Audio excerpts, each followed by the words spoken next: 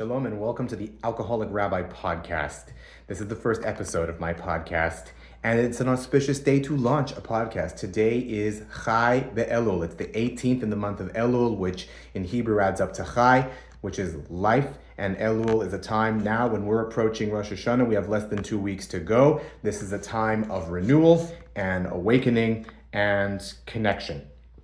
And it's also my daughter's birthday today, so I'm extra happy. It's extra auspicious. Today's episode is dedicated to the memory of Charlie Kirk, who held many noble values, but notable among them were faith and courage. Faith and courage are irrelevant in good times. Times of peace and security, you don't need faith.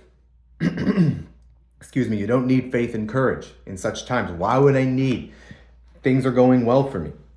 They only become relevant, faith and courage. In fact, they can only be activated and they can only really come into existence in bad times, in dark times, times of fear and grief and conflict and crisis. And friends, we are living in times which require faith and courage. In addition to the economic insecurity which threatens almost all of us, we live with the additional fear of being stabbed because of our identity or shot because of our beliefs. And those of us with observable addictions live with additional fears. We could get fired. We could lose our kids. We could get evicted. We could relapse, or we could overdose and die. But on the flip side of all of this, we are blessed with something miraculous, something more awesome and powerful than you could ever imagine. I am talking about the gift of desperation. Baruch Hashem, that we are desperate, that we can no longer see our way out of this thing, because that is what brings us to the only solution possible. And I am talking about your higher power. And here I have to pause and make a public service announcement, because a lot of people get stuck on their higher power and they can't move forward with the program, whether they know it or not. And many of them relapse. And so it's important to make a stipulation here. I don't care if you believe in God or any kind of spirituality or religion. I don't care if you reject the Hebrew God Hashem or Jesus or Allah. I don't care. Higher power can be anything. Higher power can be anything which is powerful enough to overcome your problems. That could mean the power of love, the power of life itself. Do you really think the life force of the whole universe is not more powerful than the problems of one person? Your addiction, your other life problems? Think about this. A woman with her body can take a tiny speck of amino acids and over 9 months turn that into a human being with bones and eyes and hair and a beating heart and a brain. Think about this. If we didn't maintain our streets and our urban infrastructure regularly, giant rainforests would be bursting out of the streets and the sidewalks and consume the buildings. And in a number of years, you wouldn't be able to see that there's a city there. Don't tell me that life itself is not a powerful force in the universe, okay? So it does not matter what your higher power is. What does matter is that your life could depend on finding it. Okay, public service announcement done. Moving forward. Let's go back to dark times, times of fear and desperation, right? If you're an ancient Israelite, this time of year, September, is a time of fear and desperation because it's harvest time. It's a time when this is the moment that's going to determine whether you're doing well economically this year or whether you're not. And for many of them, this is you and your family surviving or dying of starvation this year. And so it's natural that this would come to be known as a time of judgment, Yom Hadin, where our fate is decided each year. And so in the Jewish mind, in the minds of the rabbinic sages, that's why this time forms the way that it does. That's why Rosh Hashanah is now. And even for us, this still remains to be true. September is a time when the school year is beginning, and for many organizations, their fiscal year is beginning. And so for these times of fear, the medicine that's prescribed is Psalm 27. And we'll go through this now, and I want you to note the feelings of the author, by the way, thought to be King David, the author of all the Psalms. As we're going through it, imagine that you yourself are feeling these feelings. If you can pull it up in front of you, even better. If not, doesn't matter. Whatever higher power you believe in or do not believe in, I want you to plug that into this psalm wherever it says God, okay? We're doing algebra now.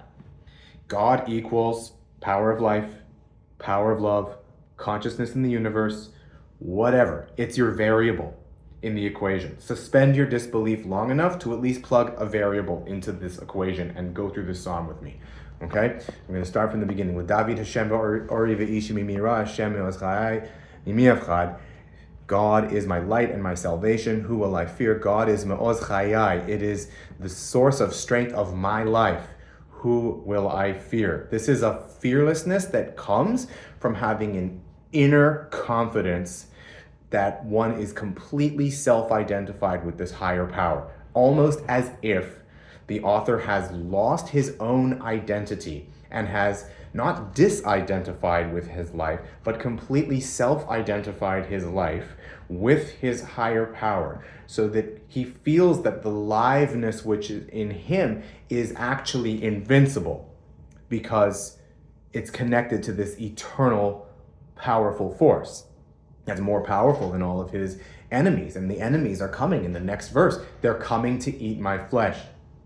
They're closing in. The people are coming to kill me. And I'm confident that it's actually them that are going to fail. Okay? Imagine that kind of connection, that kind of confidence. And then he asks one thing I'm asking. He asks one thing of God, and that is to be in the presence of God all the days of my life, the house of Hashem. To see the Noam Hashem. Noam Hashem, it's kind of like this white light experience. And it's not seeing with the eyes, it's the seeing with the spirit. And it's what we call in the program sometimes the sunlight of the spirit. When you feel so close to that essence, that higher power. There are millions of atheists in this program, remember that. And the fact that they don't believe in God never stopped them from feeling this deep connection to their higher power as well. And they felt joy and they felt serenity and a feeling of peace and safety that comes with that. And then as you get into verse 7, 8, and 9, there's a shift here. He's pleading to God in desperation. It seems like he might be in doubt now, saying, don't reject me, don't throw me away.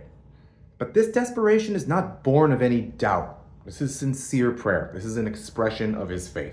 And in the next line, you see that faith because he says, though my father and my mother abandon me, you will still take me in. You will still take care of me.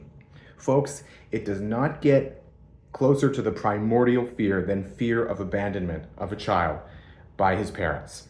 Abandonment by your father and mother is the epitome of fear and sadness and loneliness. Lo aleinu, it shouldn't happen to any of us.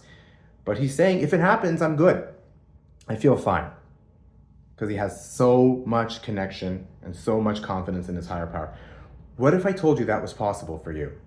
That you could have that feeling of confidence too? Wouldn't you love to thrive and succeed in dark times, in these times of fear and all of your problems? Wouldn't you love to live happy and joyous and free? I know it sounds far-fetched, and you're probably thinking, for that, I need a miracle. You're right. You need a miracle. That's what we all need. And that's why we need to have what? Where did we begin with? Faith and courage. The psalm ends with faith and courage. Kaveh el Hashem, chazak ve'emetz libecha ve'kaveh Hashem. Connect with your higher power. Make your heart courageous and strong, and connect with your higher power. That's a message Charlie would endorse if he were here. Zichrono libracha. On that we will end. May his memory be a blessing, and may we all be written and sealed in the book of life.